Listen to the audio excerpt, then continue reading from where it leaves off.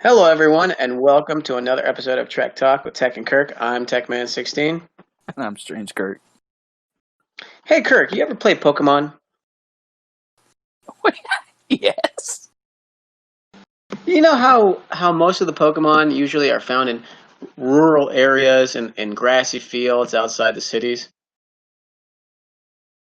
Yeah. Well, today we have a Pokemon, a very rare breed of Pokemon found in an urban environment. And it's so urban is in his name. It's what you've all been waiting for. It's Urbanator. Herb, how you doing? I'm doing great. I mean, come on, Pokemon You're references. both I think I'm a fucking- little. You're both fired. I think I'm a little old for Pokemon by a couple of years, but that's okay. How's it going, guys? Wow, what an intro! This I'm at a episode's loss. doomed from the start. Whew, good times. I am not editing that out.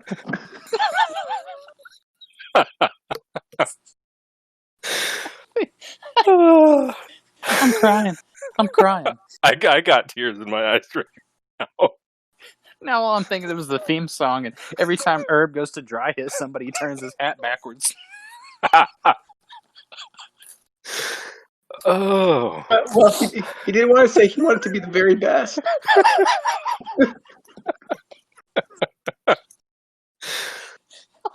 Whew. My cheeks hurt. Fuck. These episodes are just getting worse as we go along. Pretty soon we're just gonna be drunk all the time.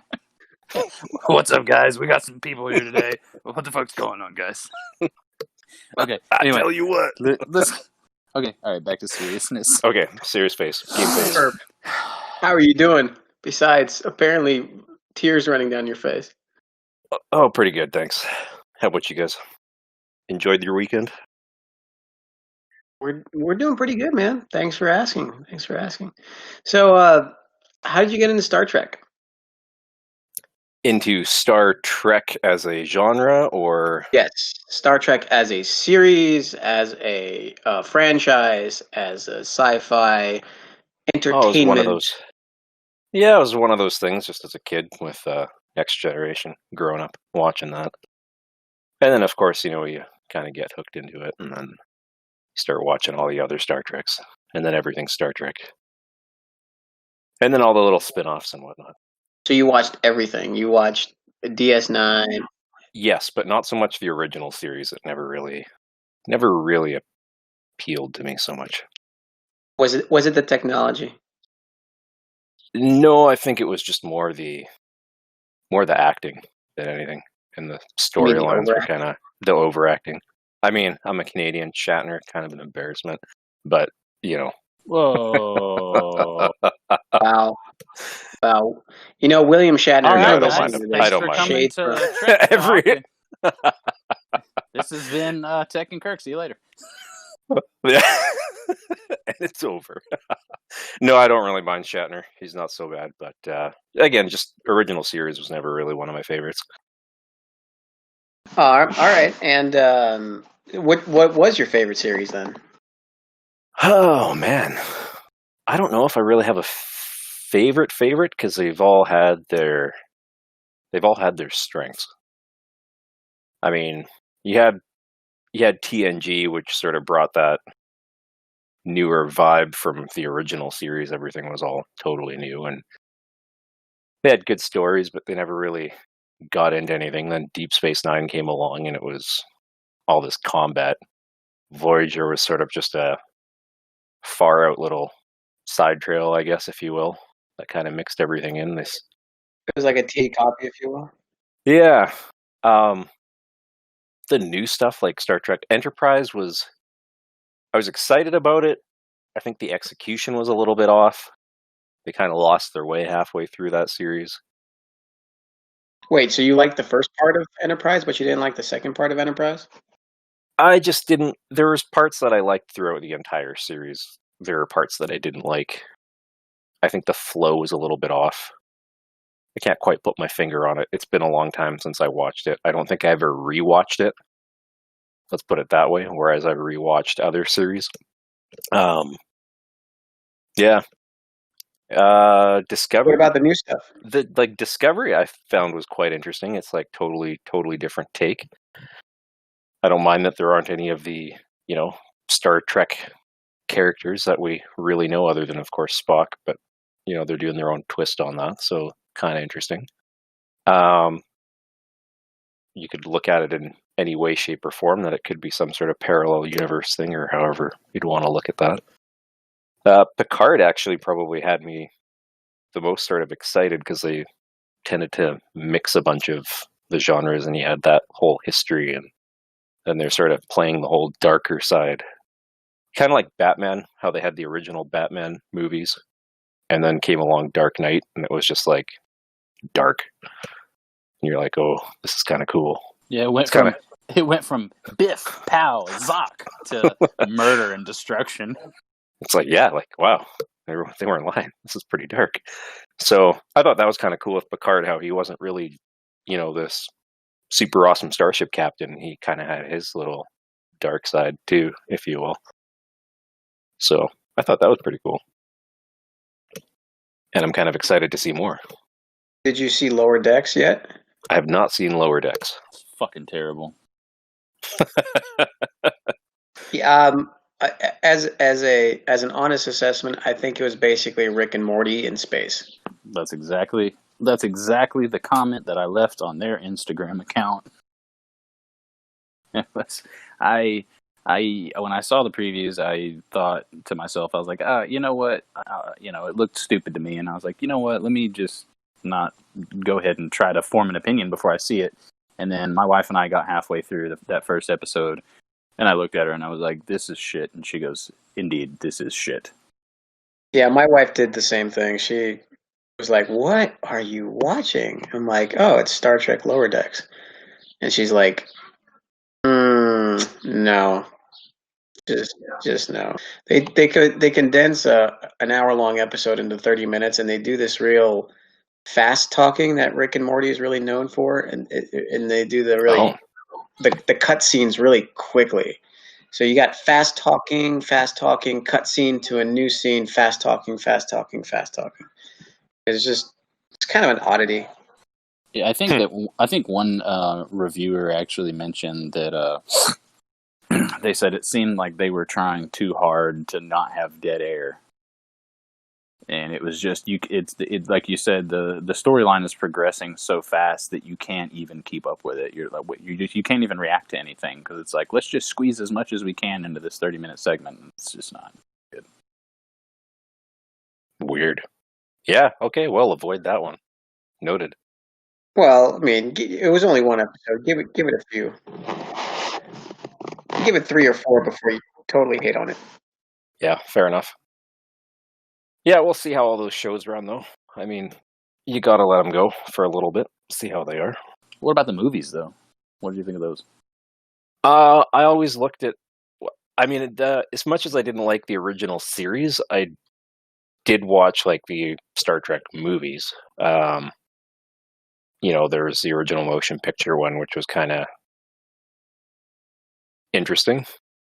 It was kind of terrible. Yeah. Wrath of Khan, obviously, way better. Oh yeah. And then onwards, Star Trek V kind of sucked with that whole, let's go meet God in the middle of the universe, blah blah blah. Yeah, kind of hokey. And then, Undiscovered Country was great. And then all the TNG movies, can't really complain there. Again, some were just. They were making movies just for the sake of them, and then they redid the reboot, if you will, with all the new stuff, and that's sort of how I took it. I didn't go in there with any expectations of anything to do with original Star Trek. There's stuff I'm not a big fan of, like the fact that they are doing some sort of dilithium-powered nuclear turbine within a starship. Okay. But, yeah. Go along with it. The characters are fun. And I look for entertainment, right? In any sort of movie. I'm not going to tear it apart because you could do that with anything and dissect it. And it's like, well, good job ruining the entertainment value of that one. All right, let's switch gears a little bit. How did you get into Star Trek Fleet Command? Pretty much just came off working a big project for a while and was just on the phone looking at mobile apps. And then it came up with the Star Trek game. I'm like, oh, check that out. Hopped on. And yeah, just started playing. Ran into the FDW, old FDW guys first. That's who I had hooked up with originally.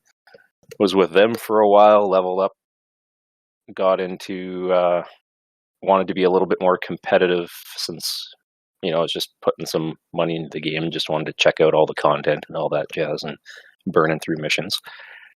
Ended up with the original sort of STFC crew. Before they were STFC, they were Kobe, is who I ended up with. Just for more of the competition, the alliance events and whatnot. Is that Kobayashi Maru? Is that? Yeah, Kobayashi Maru was the admiral, right, of the Kobe alliance. Okay. Right. I don't know if you remember that. I was not around for that time. Kirk might remember. Yeah. Anyhow,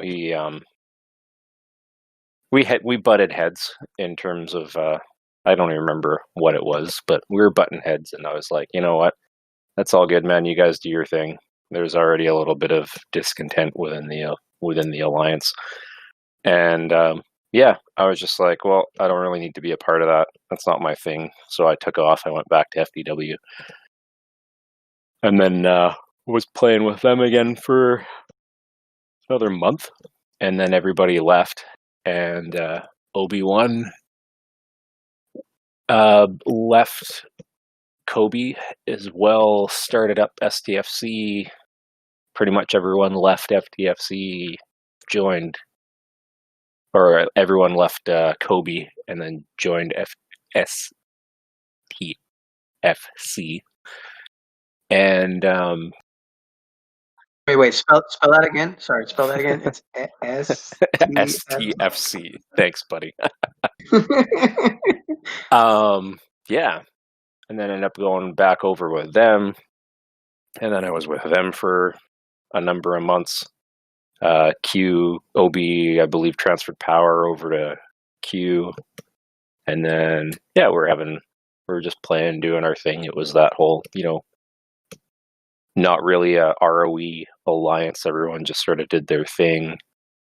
Started getting like super competitive. And, people who got focused on the competition more than anything else. Ended up having a big war with IDDA, and then at the end of that whole war, it ended up IDDA sort of split apart, and Incho started Nona, and then a bunch of people left IDDA, a bunch of people left STFC, and we joined Nona, started going into that. Wait, you joined Nona? Yeah, way back in the early days. Yeah. Oh, okay. I didn't know that. Yeah, I was in Nona with them, and it was that whole thing. Don't want any salt and that sort of deal. And some of my early days, and again, no offense to anybody or anything like that might be listening, but there's definitely some players, and most of them were the IDDA guys that came over that I didn't really see eye to eye with, and we were doing armadas at the time, and it was one of those things where we had already discussed. It's like, if you start out with an armada and you have to two hit it, whoever was in it first, got to finish it off, kind of deal. Otherwise, let the bigger power guys go and just do it in one shot. Because who wants to waste epic directives or rare ones at that?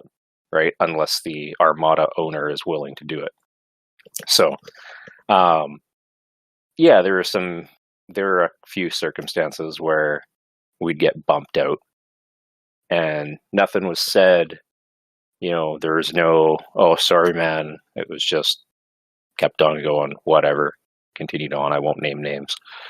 And I was like, yeah, well, I enjoy playing the game. I don't need the Armadas, but I don't really like the attitude. I don't really care what happens. It's just, just say something like, "Hey, sorry, my bad. I did whatever. Didn't mean to." Anything along that line is all I ever really expect. But yeah, it was just the kind of attitude I got back was nose up in the air, and this is my right because I'm bigger than you, and off we go. So I left there, and yeah, go ahead. So you split off from Nona. Is that when you went to Most? Nope. I actually went back to FDW. Oh my God. Yep, I went back to FDW and was there, and we're basically doing all kinds of Armadas and stuff in FDW, and then there was a split up within that alliance months later, and they branched off to RPM. I believe it had something to do, and feel free to correct me in the comments or whatnot. But I believe it was to do just with all the extra rules that ROE and all that was bringing, and people just didn't like all those extra rules. What extra rules are you talking about? It just everything. I've never, for the record, I've never played by the definition with big air quotes of ROE. I've never really done that. I've always played by a respect and courtesy approach. Like, I'm not going to go and blast someone off something because they're OPL if there's a bunch of nodes around. And because I've always tried to separate myself from the masses when it came to mining, for example, right? I'd get out of the way. I'd let the people who didn't have the resources to mine in higher warp areas, I'd leave them to mine in the lower warp parts, and I would specifically stick to the deeper, higher warp range areas and just mine there. So I'm not going to go, like I say, I'm not going to go blow up someone if I see them OPL. That wasn't really I didn't need to, right? I could just mine my own stuff. And if I saw people OPL in other lower warp areas, I wasn't going to hit them off just because they were OPL. How quickly did you progress to where you were above the average player and can mine in those higher warp areas? I'm trying to think of when that was. Well, I started in September, and it would have been by the end of September, early October. Okay. So about a month in. A month in, you were already more powerful than most people. I see. Okay. Yeah, I was already up. I was just out in the Warp 40 region at that point, right? Mining away.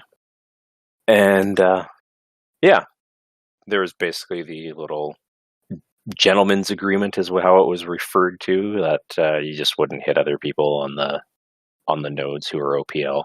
But of course, as everything, there's always a evolution with how many people are coming in, how many nodes are available. Right. And more people by, I think it was late October, middle of November, there were more and more people getting to that capability where they could get to Warp 40 mining. And then there was, then it became a bit more of a challenge, because now you've got people who are sitting on nodes, and some of them would basically move their one miner off and move another one on, rather than warp out, and back in. Nothing wrong with that. It's still ROE or whatever you want to call it. I don't know. Like, at that point, it's not really. But that's more of a greed thing at that point, quite honestly. You're hogging a node, or you're just resetting it, and then you keep sitting on it, and you take what are they, 40k nodes in in like Nicosa and that, right? I think they're 40,000. Yeah, 40K.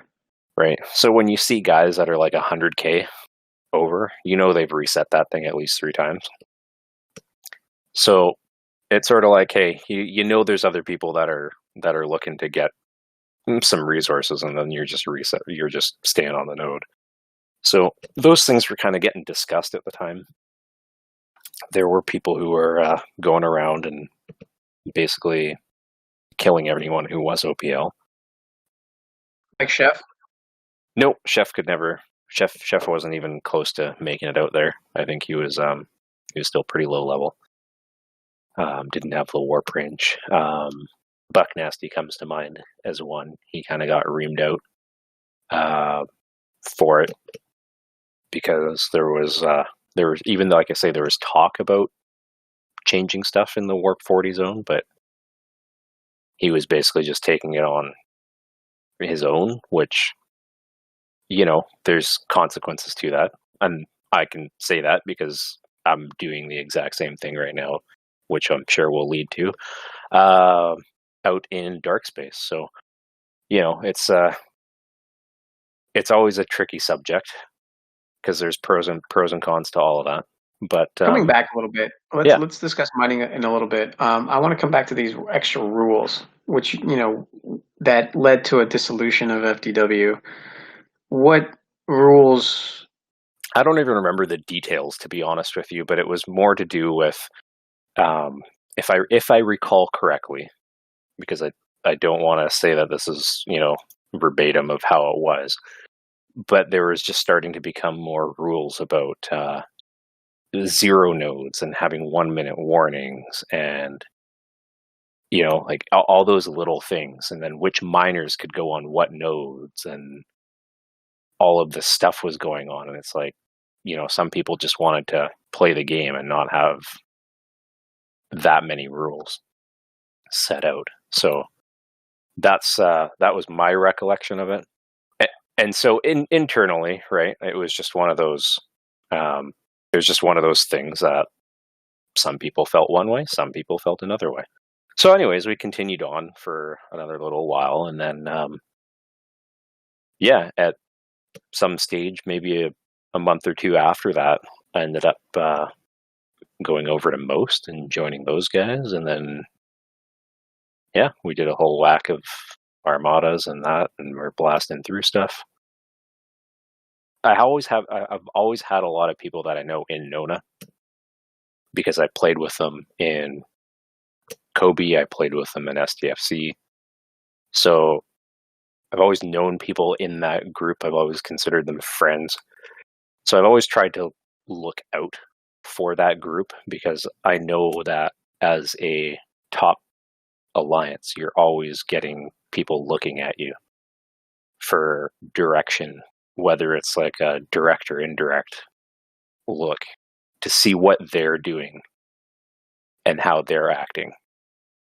And some of that rep they were getting was bad, so I was always just looking out for stuff. So they started recruiting people into Nona. They started expanding. They wanted to be even more competitive, which is fine, do whatever. STFC went through the same thing. And with every competitive alliance, and it's going to happen everywhere, you get people who focus very much on the competition. And it's almost like putting blinders on people sometimes. All they can see is winning, winning, winning. And sometimes they don't care about how they go about it.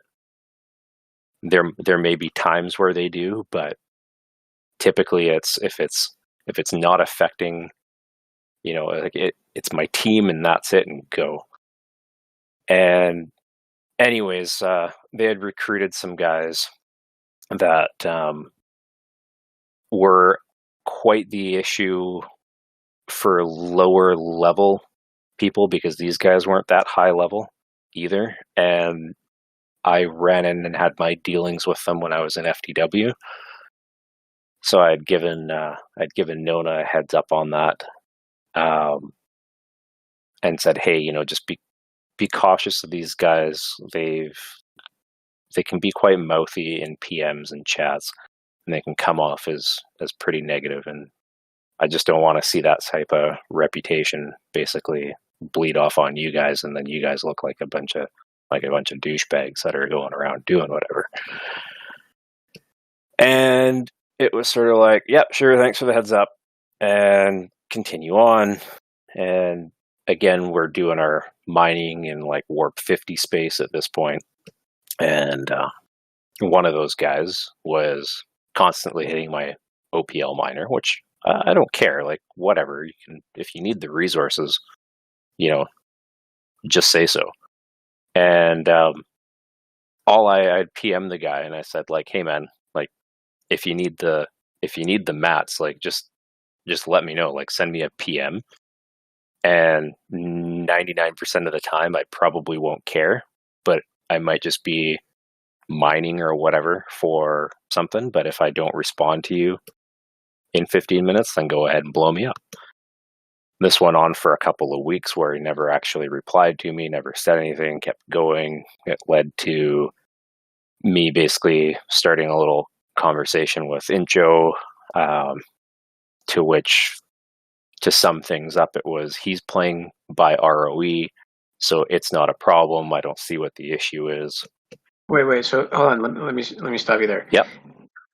Warp 50 space. So you're mining in warp 50 space. Mm-hmm. Just so everybody understands, you're mining in warp 50 space. Everybody has a gentleman's agreement that you don't hit people OPL in warp 50 space, right? Typically it's you don't hit them. Like if someone's not hitting you, you're typically not hitting them or their alliance or anything like that. You just leave people be. There's so many open nodes, it's not really a problem. Like, you can just go ahead and mine. And typically it was the guys who can go the deepest into the deep space areas and mine there, and then basically you leave everything else prior to that open for whoever can't get as far as the next guy. So this person from Nona was just either actively targeting you because he would take all your OPL stuff even though there were a bunch of open nodes. Is that what happened? Yeah, it wasn't like actively targeting me, right? I know that, like, he was just out basically blowing up, I think, anybody that was OPL. He was just getting his, because he didn't invest in miners, right? He invested in warships, which is fine, totally good. But again, it was just one of those like, hey, he's part of your alliance. I'm kind of giving them the same treatment, right? Like, they're not hitting me, I'm not hitting them, kind of thing. I can, but I won't. And then it was just a constant little back and forth in PMs, and it's, well, he's just playing by ROE, and it's like, okay, well, if that's how it's going to be, if it's just going to be an ROE thing, then all right, I'll go ahead and start playing by ROE as well. So then you would start hitting OPL. Well, you said you started kind of like a little mini skirmish with him, right? I can't even remember the details on that. There was a point where he'd hit me. I basically found his base, warped over to it, and like whacked him, and then him and his buddy would do the constant little Realta attacks on my base and like lock any of my ships down that I had there. Of course, not doing any damage, but just constant whatever. Not a big deal. But that's when I'd usually get the PMs, and they were just the not polite PMs that I was accustomed to seeing from them. Right. Okay. Right. And again, like when I'm OPL, like they're 90k nodes, right? So, you go throw a miner out there and it might only have like 20 or 30k protected cargo. So, the rest is all OPL. And it would hit, it'd just be sitting there mining. I'd be at work, whatever. Again, don't really care. But well, at that point, right? If you have the ability to go to warp 50 space and set a miner there, you really don't need to mine, right?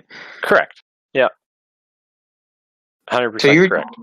You're just doing this because you're doing like a daily or something, or like typically what I would do is I'd get the miner up there. There are other people that I play with on the server, and not even in my alliance, that I would go and OPL mine, and then I would take my miner and I'd just start shooting up a bunch of hostiles that would do enough damage to the faction miner to the point where it would be a one shot to like an envoy, for example. And then I would fly my faction miner over to that person's base. They would blow me up with their Horizon or their Envoy or whatever, take all the OPL, and I'd basically just be mining it for guys that couldn't get out that far. They were like, hey man, I need a bunch of like 3-star ore, 3-star gas or whatever. And I'm like, sure, I can go mine you some of that. There's like tons of it out here. So just go set a miner and off you go. So that's really all, like, that's what I was mining for. And that's why I was saying, like, hey, just shoot me a message before you blow me up, because there might be a chance that there's some people I'm mining some material for. But anyhow, it got down to just going to play by ROE. So it was one of the Latinum mining events.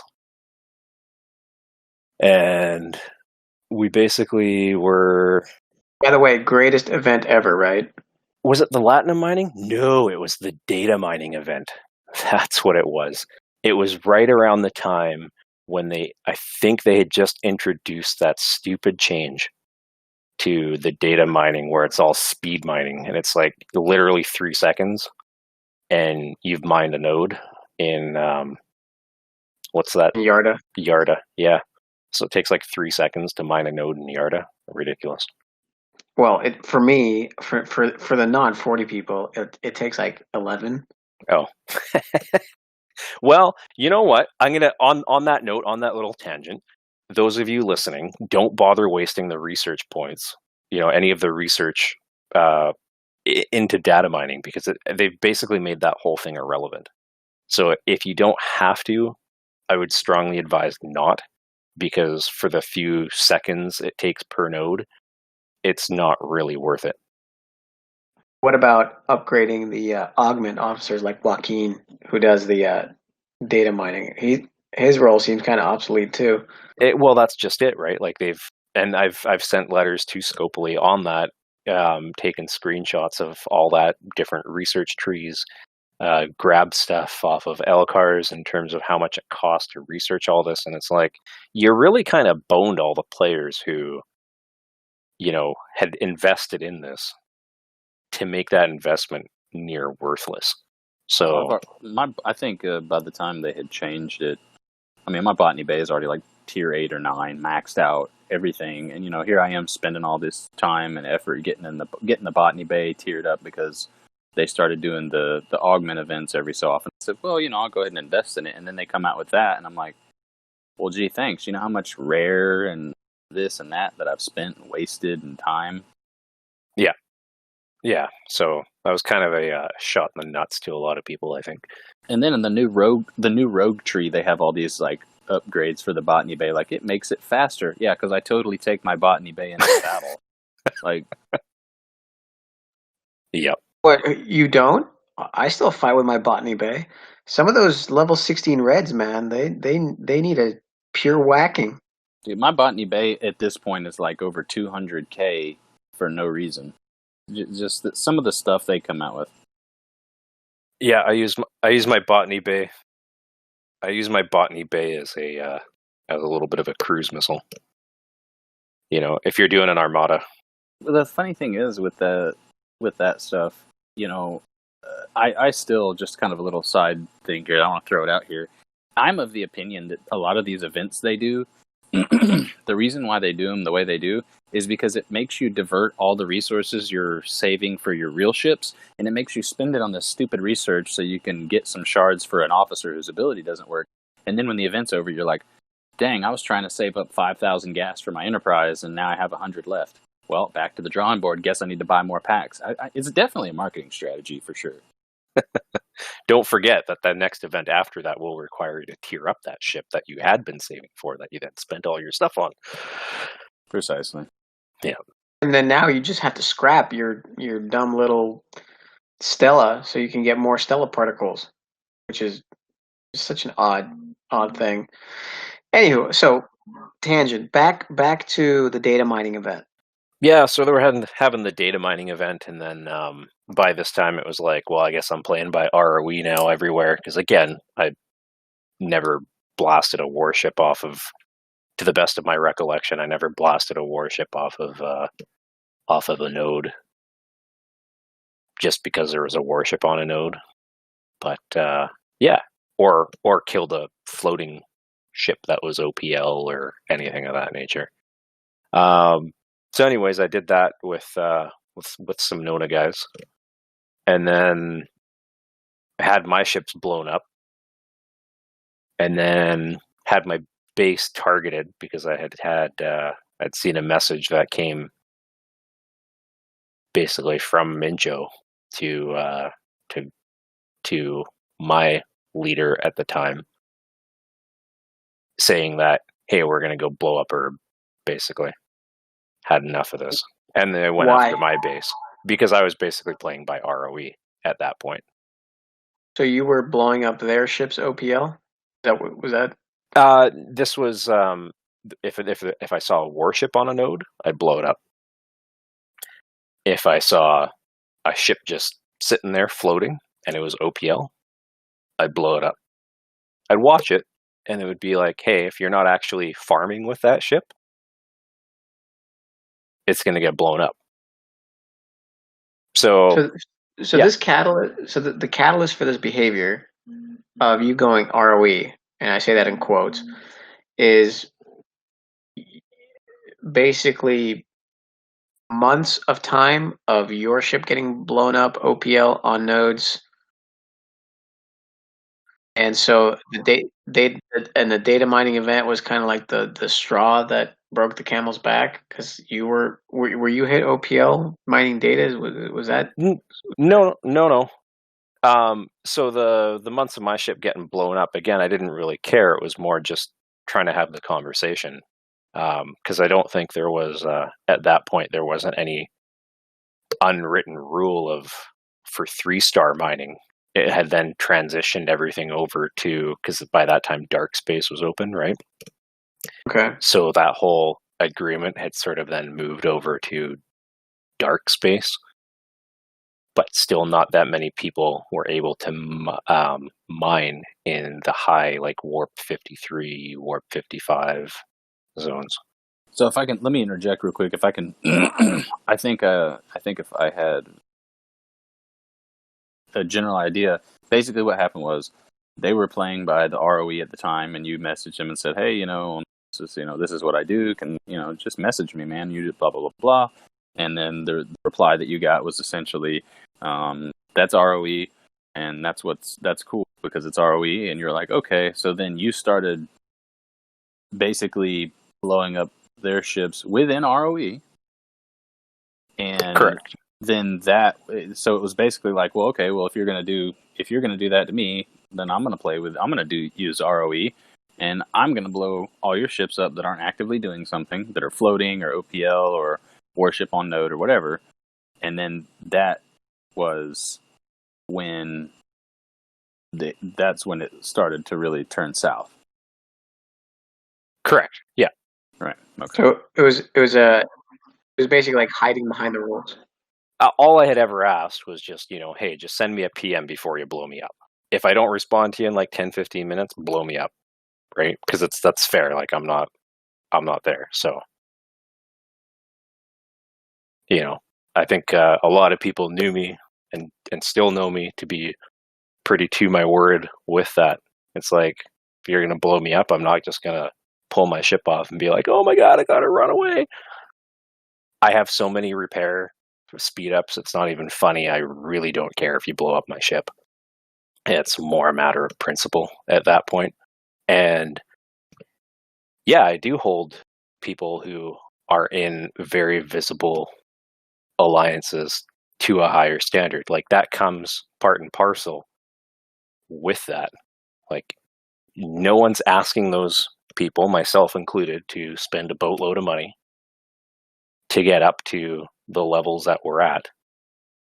But with that comes, as a playing an online game, comes a level of responsibility to, in my opinion, the rest of the community in terms of how you conduct yourself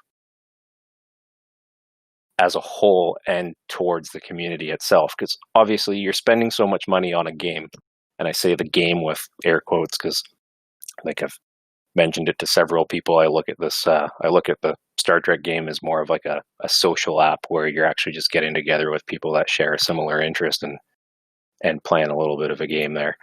But if you don't look after that community, basically people are going to leave, and you're going to be left with having spent that boatload of money and no one else really around. So where's the pro in that? You know, like you want to keep the community healthy is the way I look at it.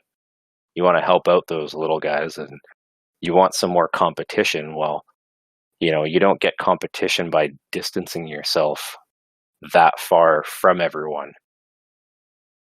Is sort of the way I look at it. I see. All right. So you held Nona to a higher standard. They were playing within ROE, and then Quick interjection. The majority of their players have always been pretty respectful and courteous, especially in those higher areas, right? It's always been that, like, it's just been a mutual courteous thing that you typically don't go and pee in the other guy's pool when, you know, there's lots of other areas to go. Like, you don't have to be doing that. You know, there's that courtesy there. So there's a few bad apples. Correct. And then because of that, your base was targeted, or at least Inco sent a message to Grazi. Inco, being known as Admiral, sent a message to Grazi, most admirals, saying your base is going to be targeted. Yeah, if I don't cut it out. And, you know, at that point it was like, cut out what? Like, I'm basically just playing by ROE. But yeah, so then I kind of went off the deep end and was like, you know what? If that's how we're going to do it, then that's fine. Oh, by the way, Inco finally did drop that player out of Nona. And then that was used many times of like, we tried to appease you and all this jazz. It's like, that's a symptom. That's not a problem. Like, that's not the cause. The cause is that you're basically focusing on just being number one. And it's like, you're, you know, like, there's just not that, where's the respect level gone? Like, it's basically just been internalized, and that was sort of it. So if I can summarize, or at least understand, effectively, you just got fed up, and mainly not so much at the gameplay, but at the behavior of the most powerful alliance in the server, aiming to just be number one regardless what it was, right? You know, regardless of the situation. It's like, we're number one, we're always going to be number one, and nothing else really matters. Correct. I'm basically there as a reminder that it's like, I'm not here to be number one. If I was here to be number one, I'd be in a number one or number two or number three alliance. You know what I mean? Trying to push for it. I really don't care about the rank. That's not what I'm here for. I can buy my way through everything that I need. I really don't need the alliance portion for it. I mean, right now I'm in Swarm. A bunch of low-level guys. They basically were asking me to join them, and I kept saying, it's like, hey, I've got this whole thing going on with Nona and SNA. I don't want to drag you guys through it. And they kept persisting for quite a while. It's like, hey, come join us. We don't care. You know, we've had issues as well with people. Just come on over. I was like, okay. Then I came over to them, and, you know, that's where I'm at right now. And so, you mentioned something interesting. You mentioned SNA. How did that come about? Because at the onset of all of this, again, Incho is Inko. He's the leader, right? You've spent and by leader not only of the alliance, like you're the leader of spenders, basically. Like of spenders. You have spent the most money, hands down. Probably double or triple what I've spent.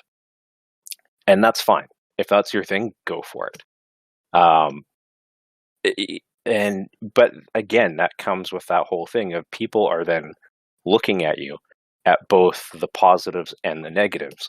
And it's a well-known fact in any sort of a customer service approach that the negatives are always the one thing that gets spoken about. I think you guys mentioned that on your last podcast, right? Those negatives are what get focused. Like you rarely ever hear the positives. Right, So of course. That's why I was always trying to like look out for the guys at Nona that I had considered friends, and was like, hey, I don't want that rep on you guys. Like I'm not even part of you. And that's sort of how all of this sort of spawned in me using that guy as an example of like the type of people that they're bringing in and how that's going to affect them basically. And I say them as in not necessarily just Inco, but as a group. Like, is this how you really want to be seen with these type of people on board? And I think that guy was with them for a couple of months, several months.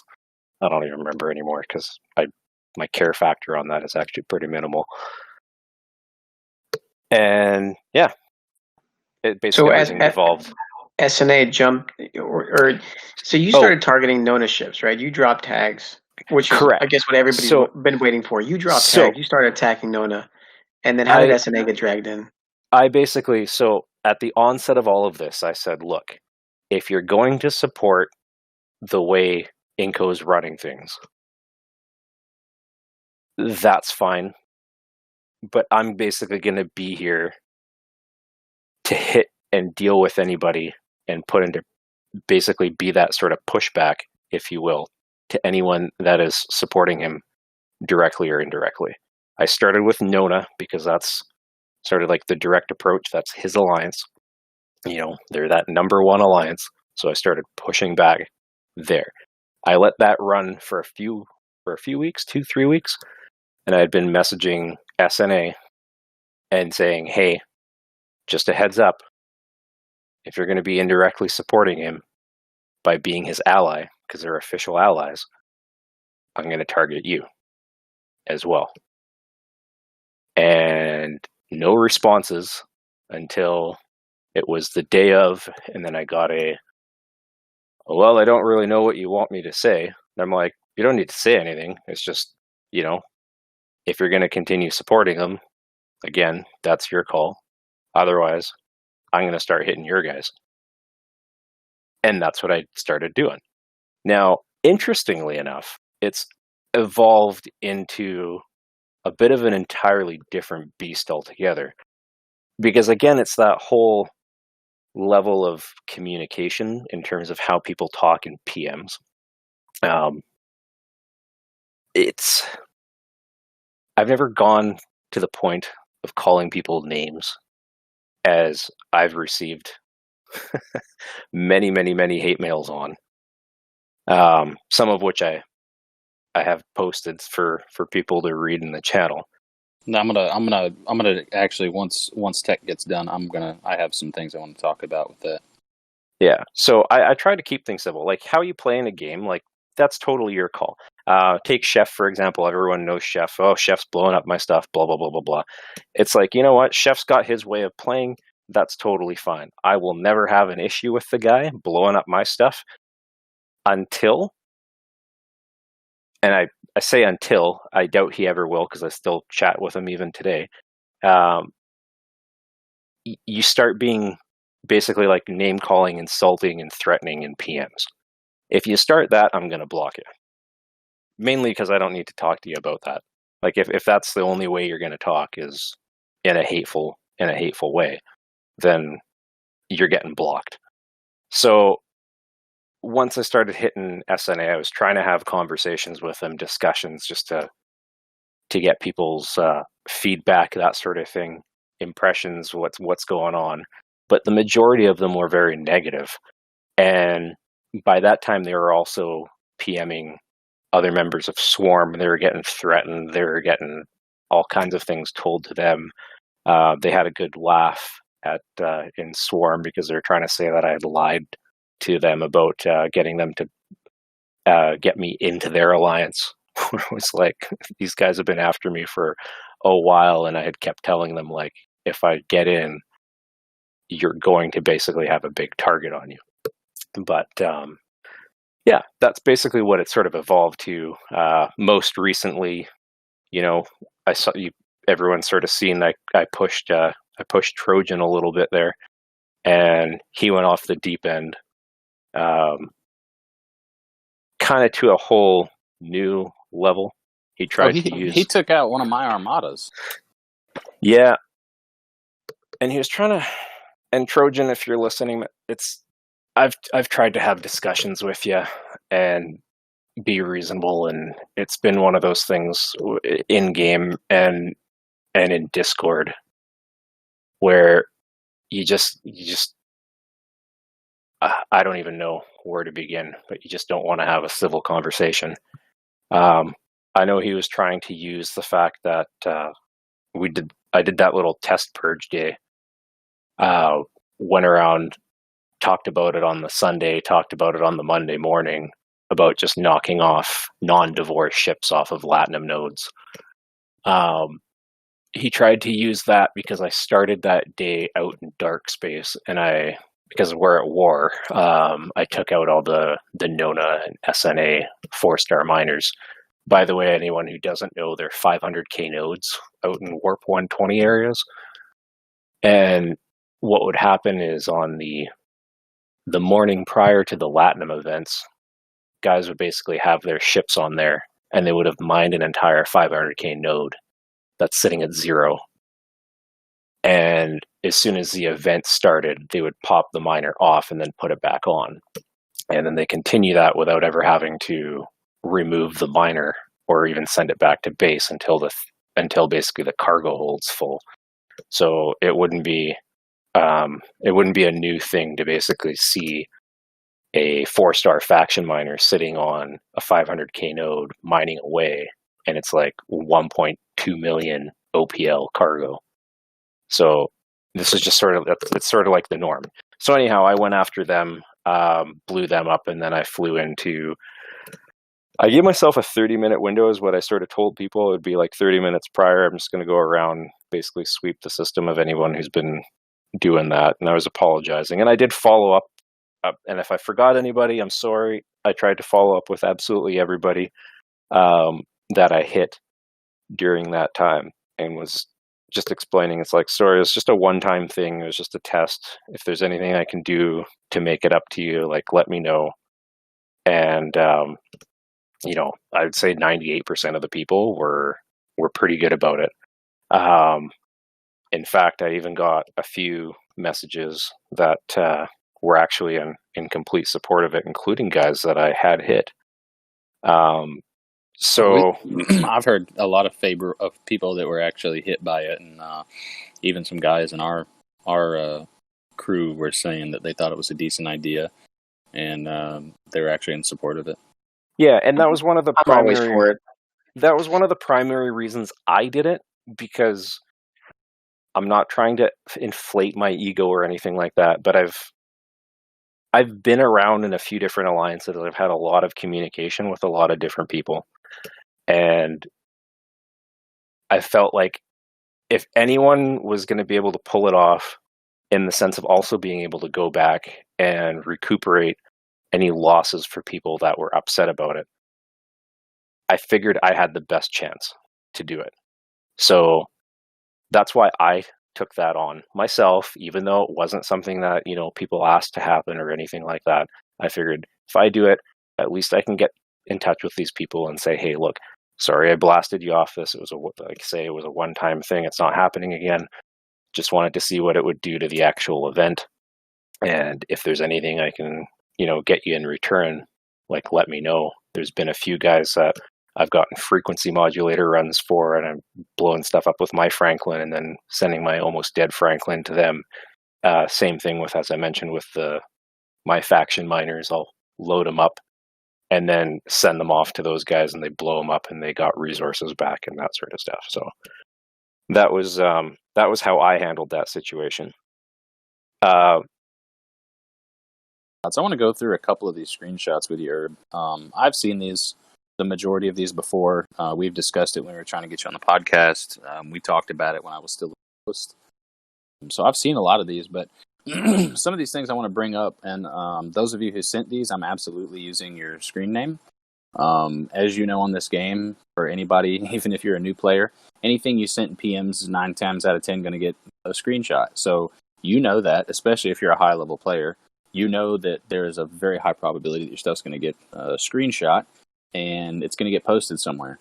And so, honestly, I don't really feel sorry for anybody who's willing to talk that way and then get upset if it gets brought to light. So absolutely, I'm using names here, not intended to start anything, but to kind of to drive this whole point home about how serious this has gotten, even though it's just a game. Now, I'm not saying that I agree with what Herb's doing, and I disagree with a lot of what he's doing. But this response right here, to me, is worth mentioning. So the first one I'm going to bring up is from Zaxinator, Nona. It says here, and these are all posted in our Discord, guys. We're going to leave them here. You feel free to come on in and check them out. It says, "You're a rink D co-ed piece of shit. I hope you die of COVID." If I were to read that in some other like online forum that I wasn't part of, I'd probably laugh and be like, "Wow, person got triggered." But since I know pretty much everybody here in this server, because we're all stuck with each other for as long as we're going to play this game, it kind of hits home for me that for a digital ship, someone's willing to tell you that they hope that you die of COVID, which, as we know, has claimed many, many, many lives. What is your reaction reading that particular one? Myself? Yeah. I just feel bad for people that they're going that far. Wow, like that's your response. I mean, I don't take it personally. I got pretty tough skin though. But yeah, just wow is the response, quite honestly, and that's been the case with a lot of them. Just wow. Yeah, the next one that I'm going to bring up here is this one's from Officer Karsten. And again, no shade toward you guys, but this is, to me, it's kind of serious that you're willing to say some of these things to somebody over a game. I think it's almost cringy to me to see it, and I'm embarrassed for you. It says, "I see that you're still the same a-hole, insane coward that you've always been. Why don't you grow up and get a life, you expletive?" I'm assuming it says fuck or bitch. "And stop acting like a mentally ill child." Okay, well, so there's that one here. And these are just some snippets. There's plenty more here. And then there's this person here that is... this one I'm not going to mention. The screenshot is there, but I'm not going to mention because I do understand there's some backstory. But a particular person, basically, to summarize, threatened to come and find you in real life. Correct? That's right. Right. So this person's threatening to come find you in real life, which, I mean, good luck. I mean, but still, the fact that someone's saying those things is still... it's disturbing to me. I guess I understand that sometimes people go through things and there are different outlets where that the anger or the sadness or the grief comes out. But at the same time, to direct that and say these things to another individual over a mobile game. And you saw my response to that person too, right? Yeah, I said, and I'm trying to be understanding too, because again, you never know if someone is just feeding you a line or if it's actually the deal. So to that person, I replied, I'm like, maybe online games are something you want to avoid right now, is what I wrote to the guy. Yeah, absolutely. And near the end of that conversation, because he kept going, I'm like, you need to get off the game and seek some personal time with people and not online games. because the online community is not the place, if you're having actual personal issues, is not the best choice. You might get lucky. You might. And happen to fall upon an instance where you've, like I say, your stars have aligned and you've caught the right person at the right time in the right moment to actually like help you through something. But 99.999% of the time, online games especially are not the avenue you want to go to if you're having any kind of like personal issues. Like you need to make sure you've got some kind of a support system, network, friends, family, something like that in your life, or again, some kind of like professional that can help you through any of that. I don't think being online if you have mental health is really a good thing. Just in general. No, and again, and we know that, we see that daily in GC with the way some people talk. It's like, holy cow. Okay. So you posted some other screenshots too here where you've actually removed the person's name. Is that from the earlier one? The earlier screenshot that I was referring to about the person that was kind of having a hard time? That's a different person. That was I never mentioned to them that I told them I wouldn't share the name just in case there's any kind of retaliatory stuff on the person's alliance. So that's why I blacked out the guy's name in there. I understand. Yeah, that was just one of the people. Just so you know, those who are here know I'm not pulling a line and just saying, "Oh, there's totally people who are on board with getting wiped out." Right. So yeah, there's So anyway, that's some of the stuff here. There's these other screenshots, and like I say, guys, you got to remember, I've said some things myself to people that were completely off color, and they've been screenshot and posted around on various Discords, and it embarrasses me now. I look at it every now and then. I'll scroll through an old feed and I'll see it, and I'm like, oh my God, I can't believe that I allowed myself to really lose it. And I've never really actually lost it, but I have said some smart alecky things, some jeers, and some very disrespectful comments that I wasn't seething mad or really upset. It was more trying to be a troll, but at the same time, I went about it in a way that I really overstepped. And so you really got to keep a lot of that stuff in check, guys. So let's just try to keep that in mind. But I believe our friend Urban needs to take a quick second, and so this would be the perfect time to introduce Techman. All right, and for a real-time rebuttal, representing Nona, the man himself, welcome back, Seven Handyman. Hey, how you doing, guys? What's up, buddy? Not much. Having a good evening. So you've been listening to this. You've been listening to this entire podcast, this entire session, unedited. You've heard everything that's going on, and I know we were talking in chat a little bit about maybe making like a few notes about some things that you had, some rebuttals or some questions that you may have had. And so my first thing is to what say you about this whole situation? Well, I think if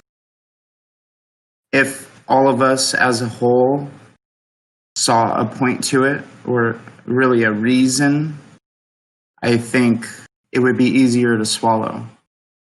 But also, especially in the beginning, when Urban started this campaign, he was on a chat blackout. He wasn't talking to anybody. I mean, everybody from Most was PMing him. You can verify that with their admiral and many different people. Verify that with me. I was there. Exactly. So everybody tried to talk him down and like, hey, what are you doing? Stop it. And there was just a lot of information blackout. Nobody knew why he was doing it. All we could do was guess. All we really knew for sure is the straw that broke the camel's back was the player that was hitting him OPL. Well, which is within row. And I would say most people don't message before they go hit OPL because they don't want the person to run away. They want to take the loot. And this particular person is basically free to play. I know he's bought a pack here and there over the months and months, but not much. He's pretty much free to play. And he can't get anywhere. He can't even mine because all the nodes are always full. It's very difficult for him to mine. And all of his miners are very low level. So he's just not, in the same category as like me or Urban, where we can always find a node and we have ships to fly wherever we want. So people like that are forced to, hunt OPL and whatnot. Yeah, you're kind of forced to resort to kind of a within ROE piracy, if you will. Of course, but I totally agree with Urban where he's saying, a PM, some respect would be nice. I do know that this particular person can get very mouthy, and ultimately that's why he's not here anymore and in Nona's, because of he can get a little excitable. But as a whole, I really like the guy. He knows who he is. Nobody's mentioned names yet, so I guess I won't. But yeah, the only reason I brought up names on the screenshots is because Herb had posted them and they're here. So I mean, it's there. So why leave it out? So now, just to put a little context into it, a lot of these people are lashing out because they're probably the lowest level person in our alliance. And, I know a lot of these are people that are very low level, except for the one with, extenuating circumstances.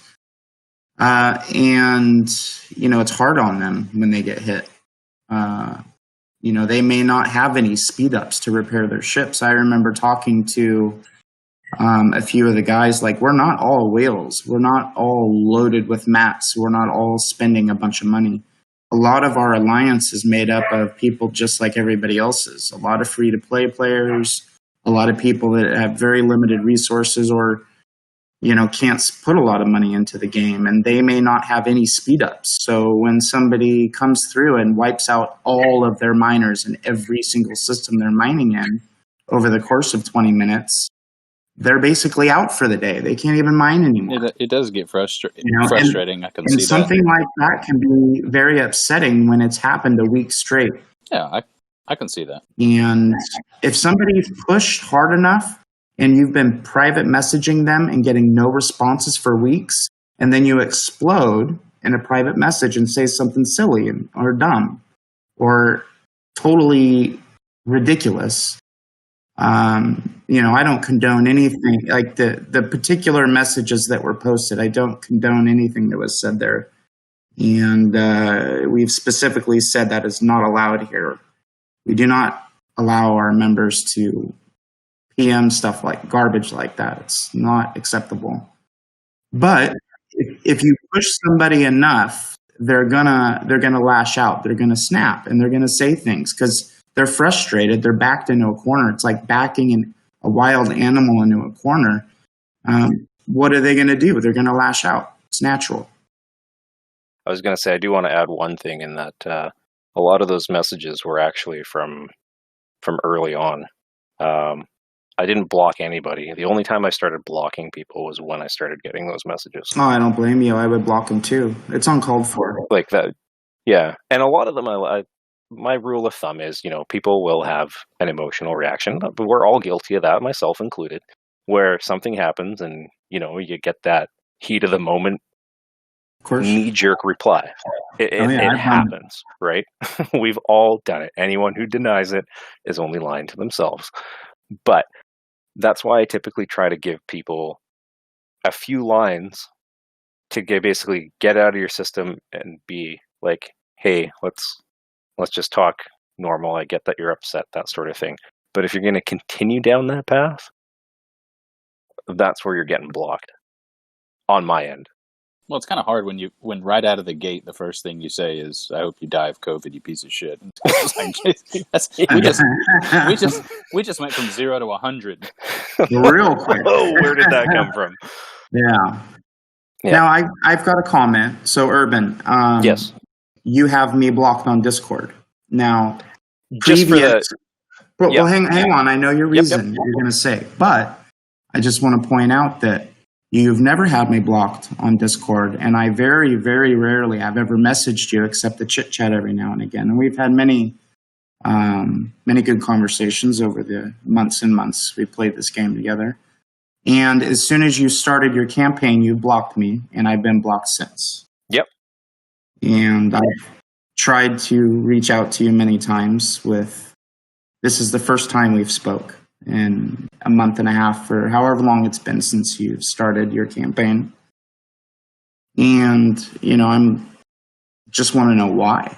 Why the information blackout? Why the no conversation with us? The conversations were happening. It was just again, I had stated that if people want to support that style of play within Nona and not really care about how it affects the rest of the community and support Inco, then I was going to target them. And I said time and time again, I said it to OB, I said it to Lady Jedi, I said it to IO 42. Yeah, you guys are my friends, but you're choosing to stay in that alliance. You're choosing to do that support for your group, regardless of what the consequences are outside of your alliance. And I know Inco he's great when you're on his good side, and when you're in his alliance, things are great. I've chatted with him. I've played World of Tanks with him.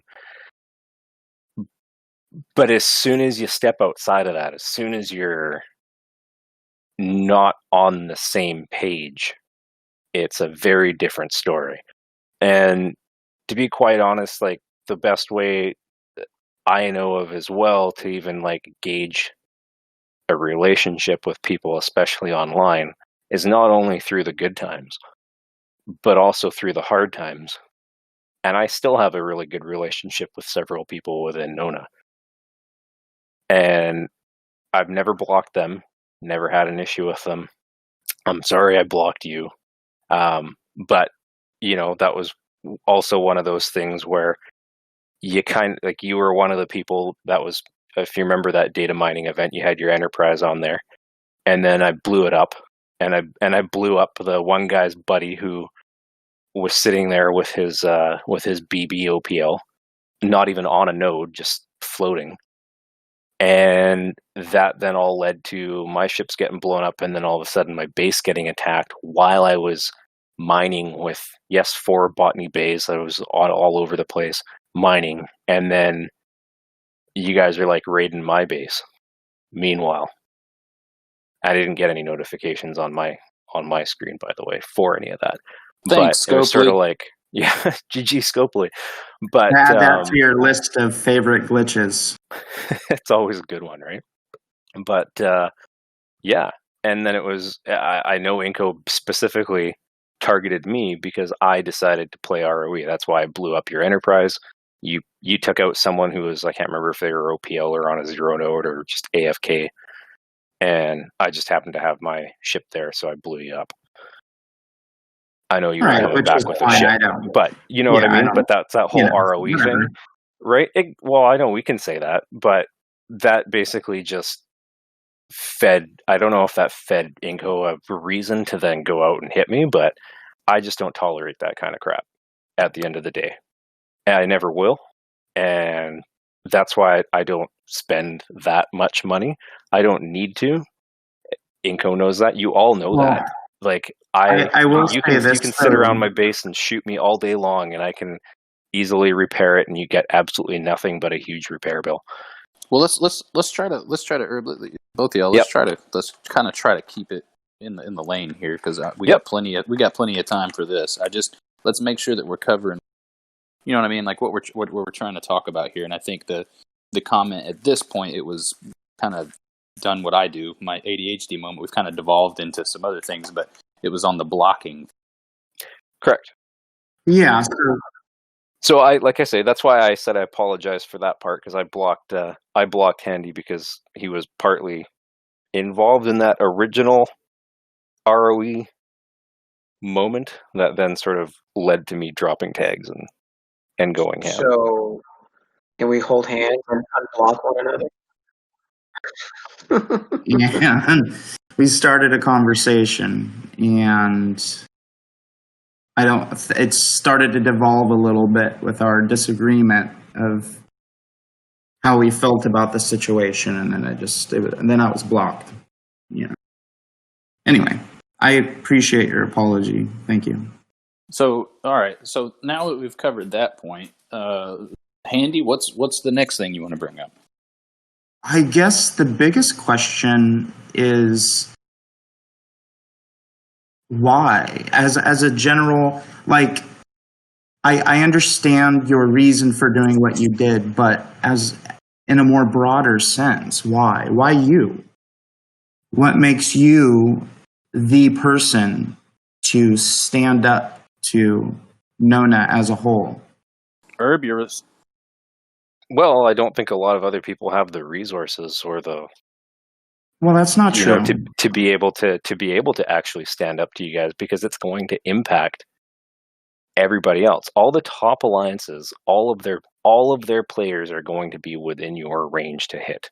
So basically, it's not going to take much. It's going to take yourself, Inko, Groper, Karsten, OB. You guys can basically just roll through and roll everybody with the ships you have, right? And you're going to be able to hit and base wipe guys that potentially want no part in it. They don't want to deal with that. Again, they might not be... we would never do that. Ever. Well, if they started going to oppose you, there's no saying you wouldn't.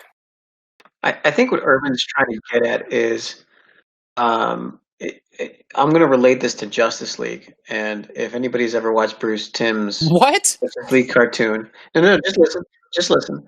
It's kind of a scenario where Batman had a contingency plans to neutralize the rest of the Justice League, and his reasoning was, if you don't think you're the greatest threat to the planet has ever faced, then you're out of your minds.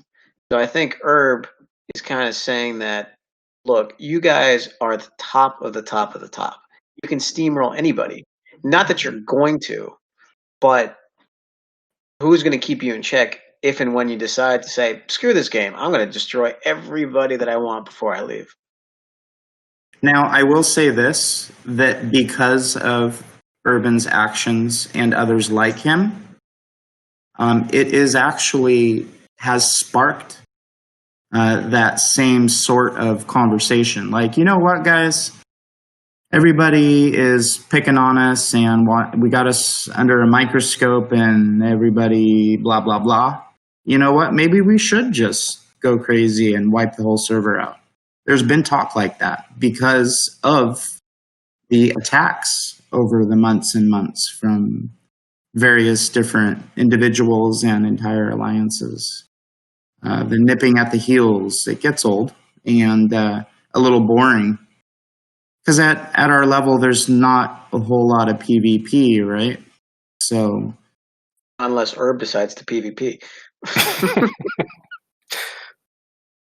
Even then, all you typically do, Herb, is hit our miners, dry hit our miners, and run. Unless it's an armada, and then you'll hit the leader and run. So, well, let's put that into context, though. First of all, miners are always the thing that are stationary targets, and sure. when I try to go after warships, if the player is actively playing and they're paying attention, they see me coming and they warp away, and I don't blame them, right? Because let's be if your 100%. ship's stronger, I don't blame them either, right? And so that's the exact same way it goes. That's a two-way street, and that's my I'd have to say that's my one pet peeve when it comes to this war is people failing to see that it's a two-way street. They always see it from one side, right? They're like, "Oh, you come at me and you blow me up because I'm weaker than you," and you run away from the big guy. It's like, but it's the exact same thing every time, Like if I'm coming at you and I'm on and you're online, like you run away from me because I'm bigger than you. Just like I'll run my ship away typically if there's someone bigger than me. It's not always, like sometimes, like, right? Like, I mean, like this is just normal game common sense. And again, there's times where, yeah, I'll go in and I'll hit you guys. I mean, I think I did that this morning, and that was over a miscommunication. I had missed because we were chatting and all of that stuff in Discord, and I missed a PM from OB about we were just chatting because the late last night one of your guys started hitting our armadas, and we had been sort of leaving armadas alone just over I guess it was sort of like a natural evolution of let's just see what happens when we start leaving armadas alone, and everyone tended to up until last night, and then that sort of sparked me just going and wiping out stuff, and that was including when you guys had all your big ships, right? So again, it goes both ways. It is what it is, but in the end, Tech, I think you kind of hit it on there. Is sort of like, I'm basically there to just kind of keep you guys in check and be like, hey, like, people aren't just gonna let you do your thing, and there's a lot of that. We don't. A lot of people. Go ahead. Sorry. I would argue that we haven't been just doing our thing, that we've been doing the server thing. A lot of what we do is in interest of keeping the peace on the server, like following the server 34 row. There's a lot there we don't agree with and don't want to follow. And you know what? We may not in the near future because of a lot of different reasons, which we will address and let that information out in the days or weeks to come. But we should have a good talk on ROE some other time. We're going to make some changes, you know, because of some of these happenings. Whereas before, we were pretty peaceful. We always try and be respectful. And anytime anybody out there gets a nasty PM like that, let me know, please, because I don't condone it. I don't want to see it. It's uncalled for, and we'll deal with it. Let me ask this one thing let me ask you, Herb, and then Handyman. I'd like to hear you kind of like a rebuttal or a response or whatever, just since we're here, we're all in the same room, and We're live and in color. What would it? See if I can put this the best way. What would it take for you to stop your campaign, whatever it is you're doing, your skirmishes? What would it take in your mind? Like, what would have to happen for you to go back to Farmville, as it were? I'm not a big fan of the whole Farmville thing, but it's mostly the attitude changes. Is probably the number one thing. It's like it's one thing when you are playing the game and you're just literally playing the game. It's a whole nother thing when you start getting into belittling and insulting and name calling, and that sort of seems to be the norm. Coming from, and it's not just, you know, I'm primarily focusing on Nona and SNA because they are together, they are allies.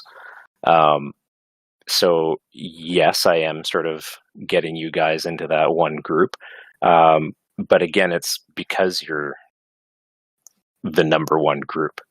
You know, you end up seeing more of that. All of your actions sort of ripple through the rest of the server in some way, shape, or form. The part that doesn't really help out the situation is a lot of this new content, new zones, and that sort of thing that have opened up that are only accessible via tokens. And then it's this whole problem with ROE, which we can talk about some other time.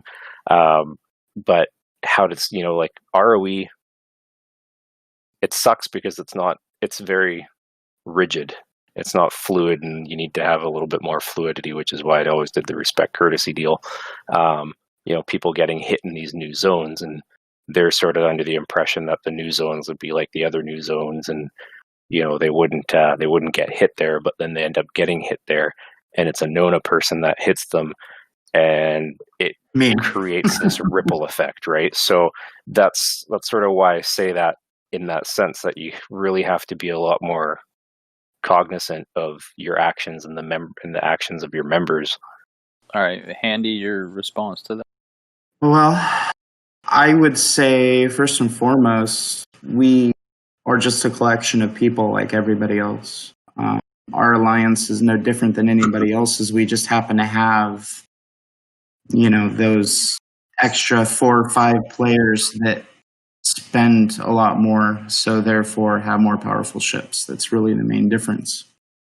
Okay, so Handy, the same question to you. What would what's the best way I can? Obviously, no one can speak for. What would it take to stop it? What would it take on your end? What would it take for Urban to do, or some happenings for you guys to allow it to go away? Really, it would be anything. I mean, if Urban said right now, I'm going to stop hitting you guys, I would just release an announcement saying we're done. And that would be it. I mean, we don't need any concessions from them.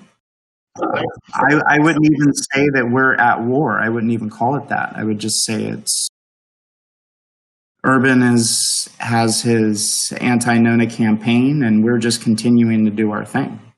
So basically, in a sense, is that in layman's terms, it's kind of a situation of, well, whenever he's ready, we're ready.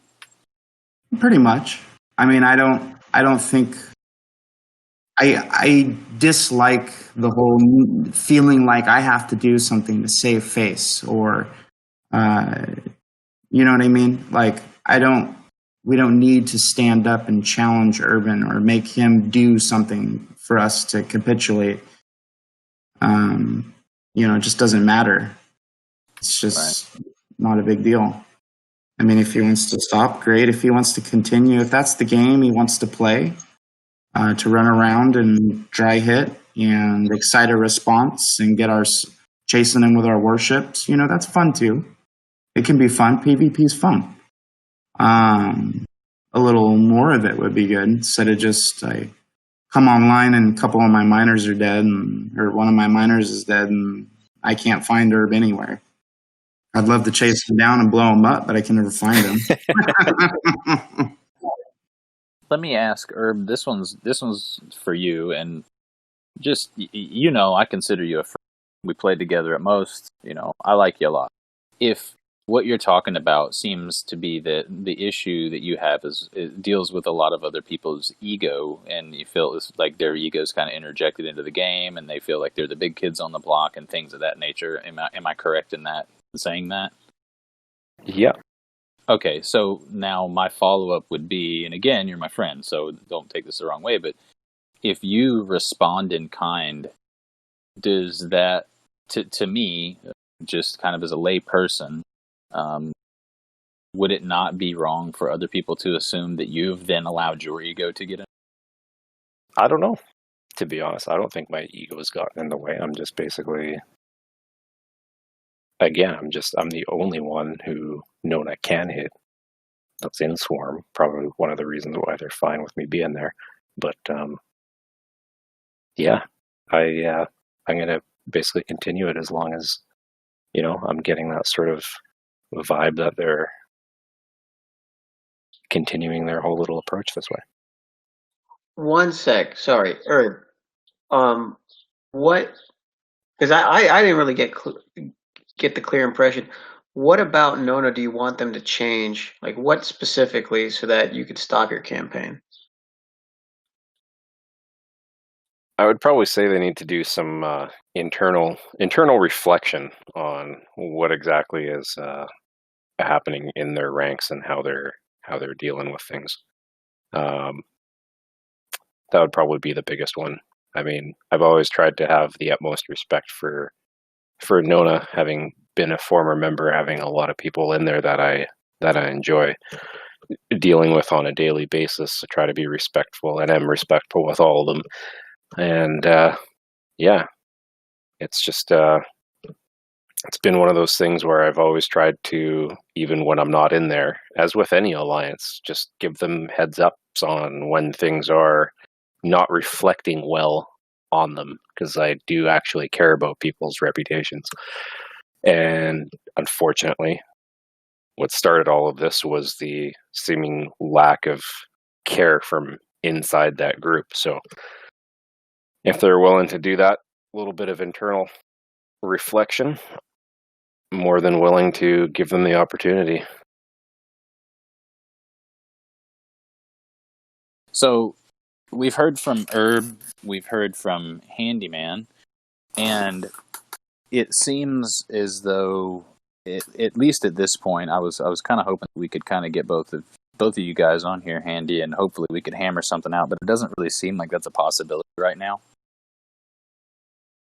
No, and I can't say as I'm too surprised, because a lot of people have tried to speak with him, and I have, and many other people have, and he's looking for something, but nobody's quite sure what. Well, in closing, I just want to say to you, Tech, to Herb, to whomever's listening, I actually spent a great deal of time speaking to Inko on the phone.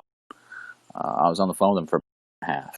And, I got to say that I've seen some of the really horrible things that he said, and I brought it to him, and I said, yo, like, that's not cool. Like, what the hell, man? And he even admitted, he said, sometimes, I've said things that I shouldn't have said, and a lot of the things that I've said, but unfortunately I've said them. They're out there, and of course people can say, but what I do want to say is that speaking to him for that long, I mean, he's a person just like the rest of us. It's no secret that obviously he's got a lot more money than the rest of us do, because, look at where he's at in the game.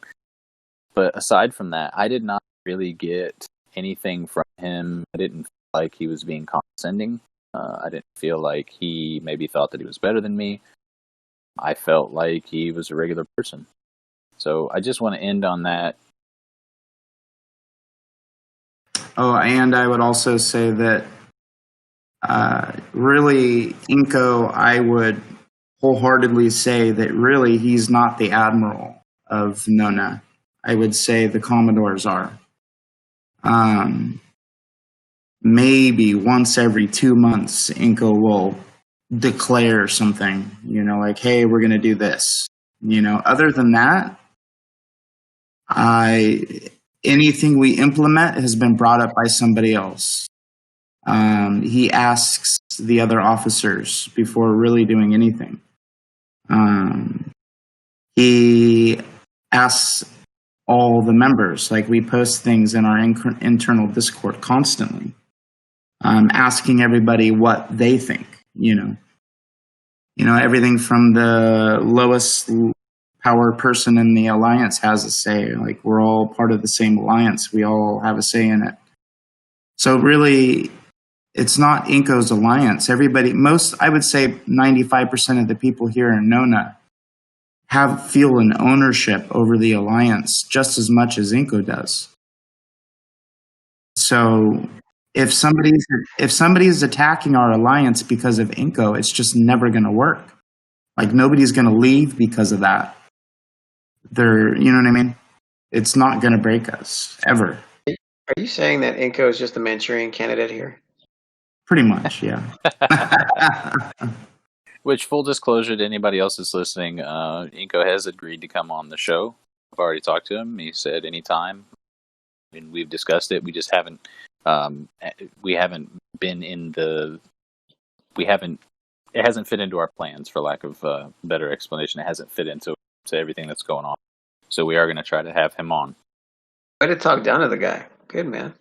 Get the fuck out of here. All right, guys. I think it's been fun. I hope everybody had a blast listening. Maybe they got a little bit of sense of why Herb is doing what he's doing and why Nona is responding in kind. And maybe Trojan will stop by and tell us his part. That would be fun. That would be fun. Yeah, we'll have to see. All right. Well, let us know what you guys think in the comments below, or message us on Discord or in-game. We're always available to talk. I want to thank Herb for being here. Andy, thanks so much for stopping by and crashing the party. It was a Thank you, blast. guys. And this has been Trek Talk with Tech and Kirk. I'm TechMan16. And I'm Strange Kirk. And we'll see you guys next time.